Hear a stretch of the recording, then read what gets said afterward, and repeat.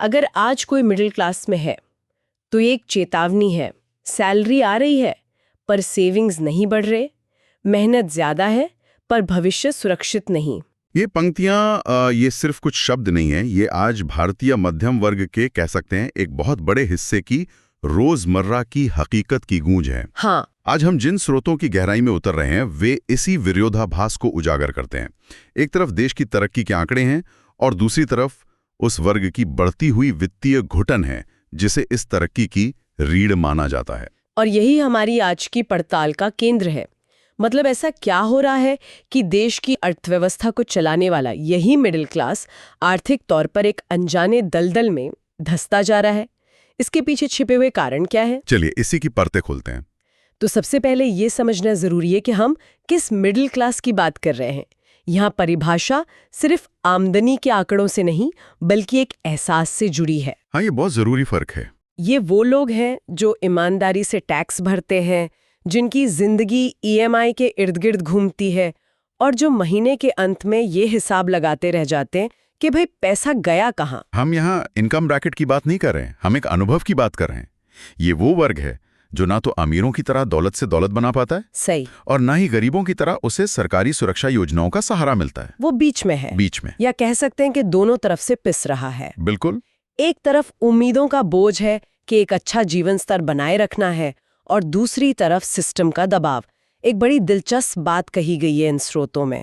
न अमीर जैसे इन्वेस्टमेंट, न गरीब जैसी सब्सिडी, बस जिम्मेदारी। ये लाइन किसी की भी दुखती रग पर आत रख सकती है। हाँ। और इसी को हम सैंडविच स्थिति कह सकते हैं।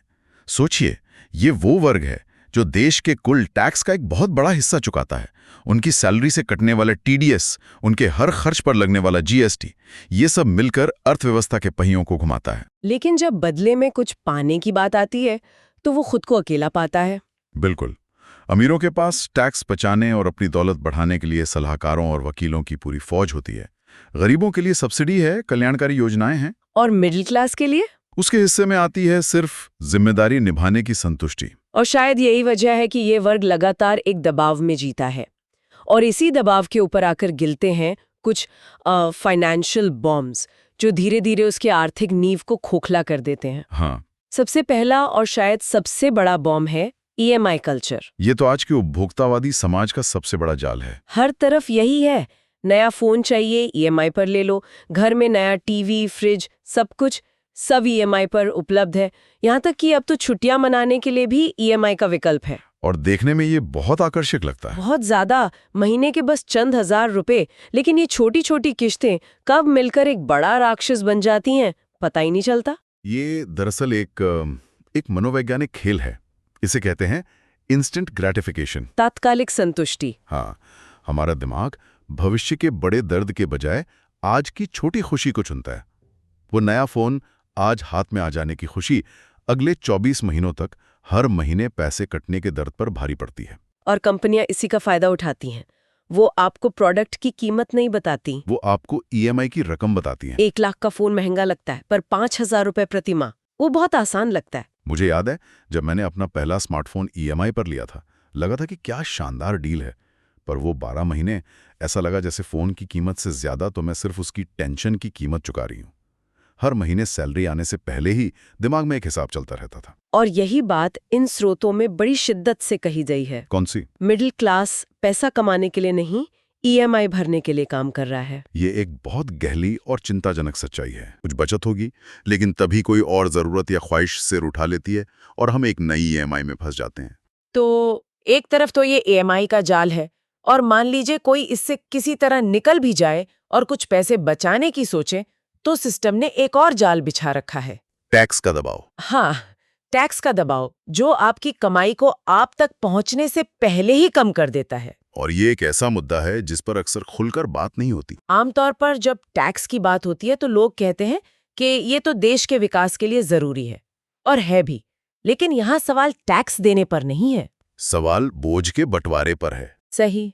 जो सैलरीड क्लास है, जो मध्यम वर्ग का सबसे बड़ा हिस्सा है, उसके पास टैक्स बचाने के रास्ते लगभग न के बराबर है। इसी बात को और गहराई से समझना होगा जब कहा जाता है कि मिडिल क्लास का पैसा कमाने से पहले ही सिस्टम उसे काट लेता है।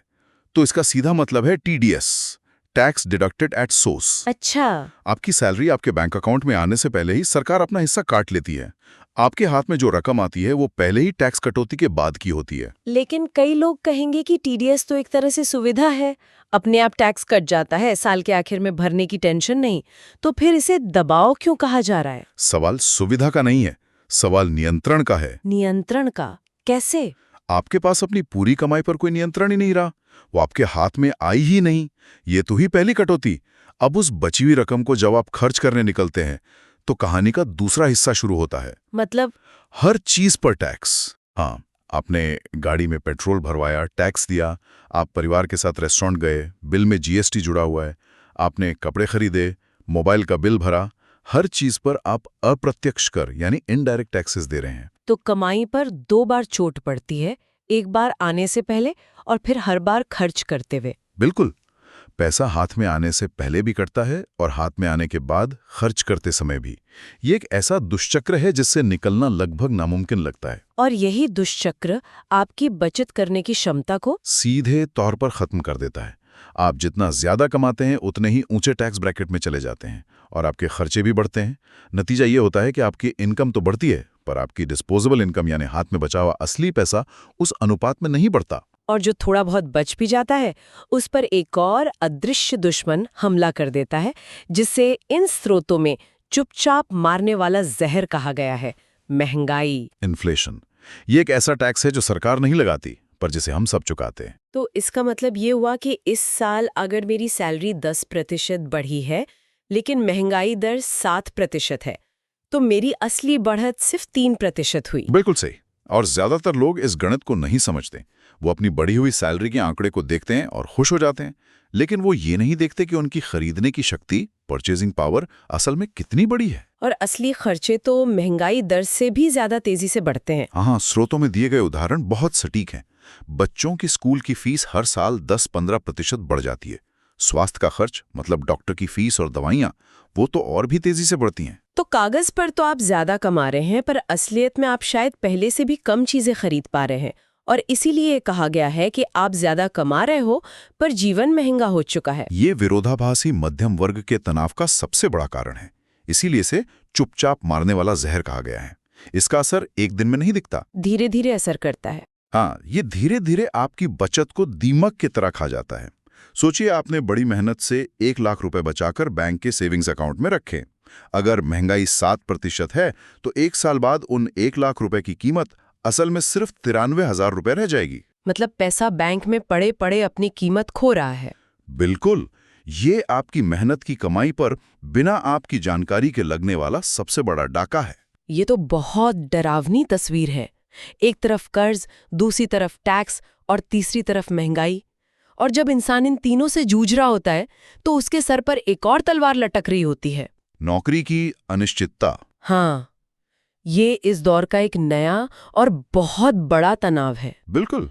ऐसा लगता है जैसे वो नियम अब लागू ही नहीं होते जिन पर हमारे माता पिता का जीवन आधारित था, कि अच्छी डिग्री ले लो तो एक सुरक्षित नौकरी मिल जाएगी और जीवन सेट हो जाएगा। हाँ, आज तो अच्छी से अच्छी डिग्री होने के बावजूद नौकरी की कोई गारंटी नहीं है, और जो नौकरियां हैं भी उन पर एआई यानी आर्टिफिशियल इंटेलिजेंस का खतरा मंडरा रहा है।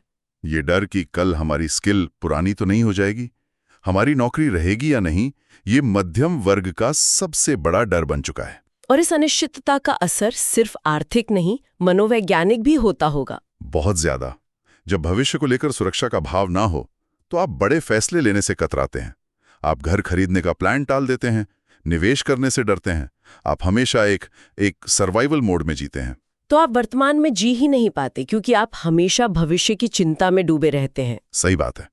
तो हमारे पास ईएमआई का जाल है, टैक्स का दबाव है, महंगाई का जहर है और नौकरी की अनिश्चितता।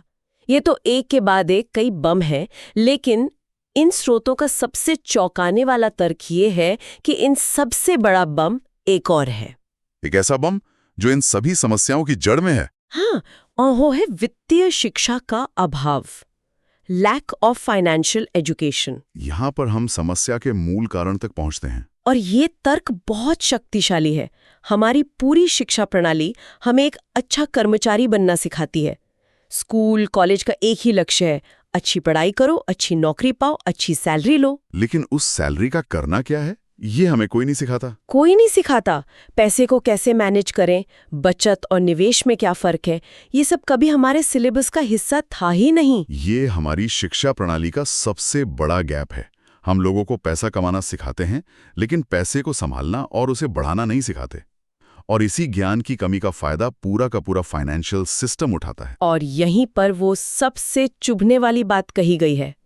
इसलिए मिडिल क्लास मेहनत करता है, पर अमीर सिस्टम समझता है। ये लाइन अमीर और मध्यम वर्ग के बीच के उस बुनियादी फर्क को उजागर कर देती है। एक वर्ग सिस्टम के नियमों के अंदर रहकर सिर्फ मेहनत कर रहा है, और दूसरा वर्ग उन नियमों को समझकर उन्हें अपने फायदे के लिए इस्तेमाल कर रहा है। इस ज्ञान के अभाव के नतीजे तो बहुत गंभीर होते होंगे। हाँ, लोग गलत वित्तीय फैसले लेते हैं। वो अपना पैसा या तो सेविंग्स अकाउंट में पड़ा रहने देते हैं, जहां महंगाई उसे खा जाती है, या फिर वो जल्दी अमीर बनो वाली स्कीमों में फंसकर अपनी जमा पूंजी गंवा देते हैं। उन्हें ये समझ ही नहीं आता कि उनका सबसे बड़ा हथियार उनकी मेहनत नहीं, बल्कि उनकी समझदारी से किया गया निवेश हो सकता है। तो ये सारे बम मिलकर एक ऐसी स्थिति बना देते हैं जहां से निकलना नामुमकिन सा लगता है। और अंत में एक बहुत ही सीधी और कठोर चेतावनी दी गई है। अगर ये चक्र नहीं तोड़ा तो मिडिल क्लास सिर्फ काम करेगा, टैक्स भरेगा और रिटायरमेंट में अपने बच्चों पर निर्भर रहेगा। ये लाइनें सुनकर एक पल के लिए सब कुछ शांत हो जाता है। ये एक ऐसे भविष्य की तस्वीर है जिससे हर कोई बचना चाहेगा। और ये सिर्फ एक व्यक्ति या परिवार की समस्या नहीं है, इसके दूरगामी सामाजिक और आर्थिक प्रभाव हैं। किसी भी देश की अर्थव्यवस्था का इंजन उसका मध्यम वर्ग होता है। हाँ, वही तो सबसे बड़ा उपभोक्ता है। वही सबसे बड़ा करदाता है। अगर ये इंजन ही कमजोर पड़ जाए, अगर उसकी खर्च करने की शक्ति कम हो जाए, तो इसका सीधा असर पूरे देश की आर्थिक वृद्धि पर पड़ेगा। लेकिन यहाँ अंधेरा दिखाकर बात खत्म नहीं की गई है। एक उम्मीद की किरण भी है। समाधान की तरफ भी इशारा किया गया है। रास्ता मुश्किल है, पर नामुमकिन नहीं। सबसे पहला कदम है जागरूकता, ये समझना कि आप एक चक्कर में फंसे हुए हैं। दूसरा, वित्तीय अनुशासन। और तीसरा, ईएमआई पर नियंत्रण। ख्वाहिश और जरूरत के बीच का फर्क समझना। और चौथा और सबसे महत्वपूर्ण, अपने कौशल को लगातार अपग्रेड करना, ताकि आप समय के साथ अप्रासंगिक ना हो जाएं। बिल्कुल। और एक बहुत ही सशक्त पंक्ति के साथ हौसला दिया गया है, मिडिल क्लास कमजोर नहीं है, उसे बस सही दिशा चाहिए। ये सारे कदम व्यक्तिगत स्तर पर उठाने वाले हैं, और बदलाव की शुरुआत हमेशा वहीं से होती है। और अंत में ये अपील की गई है कि इस जानकारी को ज्यादा से ज्यादा लोगों के साथ साझा किया जाए, क्योंकि इस चक्र को तोड़ने के लिए जागरूकता ही पहला और सबसे बड़ा हथियार है। ये एक बहुत जरूरी संदेश है, लेकिन मैं यहाँ श्रोताओं के लिए एक सवाल छोड़ना चाहूंगा। इन स्रोतों में बताए गए सारे समाधान व्यक्तिगत हैं। बजट बनाओ, बचत करो, नया सीखो, और ये निसंदेह बेहद जरूरी हैं। पर क्या ये चक्र सिर्फ व्यक्तिगत प्रयासों से टूट सकता है? क्या हमें कुछ बड़े प्रणालीगत बदलावों की जरूरत नहीं है, जैसे कि हमारी टैक्स प्रणाली को और ज्यादा न्याय संगत बनाना, या स्कूलों और कॉलेजों में वित्तीय शिक्षा को अनिवार्य विषय बनाना? अच्छा सवाल है। व्यक्तिगत जिम्मेदारी की सीमा कहाँ खत्म होती है और सिस्टम की जवाबदेही कहाँ से शुरू होती है? ये एक ऐसा सवाल है जिस पर हम सबको मिलकर सोचना होगा।